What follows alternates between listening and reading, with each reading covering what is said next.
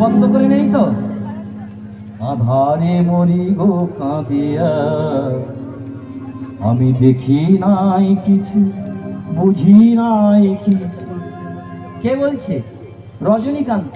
আর আমি আপনি এত বুঝে গেছি, আমরা তত্ত্ব খুঁজছি, অঙ্ক খুঁজছি। কিসের অঙ্করা? কিচ্ছু অঙ্ক লাগবে না। বলুন একবার তার মতো করে, আমি দেখি নাই কিছু, বুঝি নাই কিছু, দাও হে দেখায় বুঝায়। মলিন মর্ম বুঝাই, তুমি নির্মল করো মঙ্গল করে। মলিন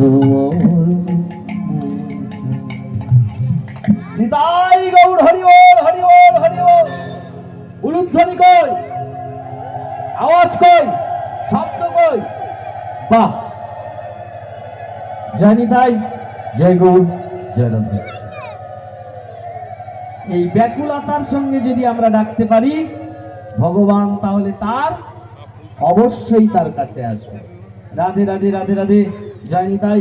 ছেলেটা এবার যাচ্ছে কোথায়? বৃন্দাবন, তাই তো? এবার মায়ের দশা কি হচ্ছে? মা তো একা অভাগিনী। মার দশা কি? জীবনে ভগবান পাওয়া কত কঠিন ব্যাপার। দেখে, যে চলনে একবার ঠাঁই পেলে আর জন্ম মৃত্যু কিছু লাগে না, সেই চরণ যে অত সহজে পাওয়া যায় না।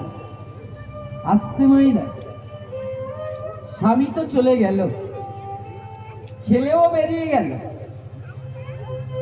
হতভাগিনী মা চোখের জলে কাঁদে আর বলে, ঠাকুর তোমার যারা ডাকে তাদের বুঝি এমন দশা হয়? তোমার যারা ডাকে তাদের বুঝি এরকম স্বামী সন্তান হারে চলে যেতে হয়?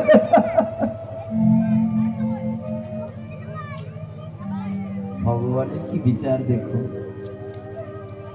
ওই মা গ্রামে গঞ্জে ঘুরতে ঘুরতে সন্তান শোকে, স্বামী শোকে, কাঁদতে কাঁদতে অন্ধ হয়ে গেছে।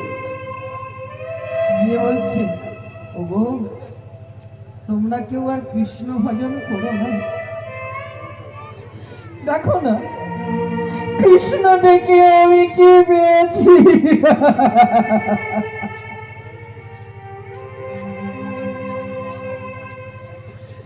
এর নাম শ্রীমদ্ ভগবদ গীতায় বিষাদ যোগ।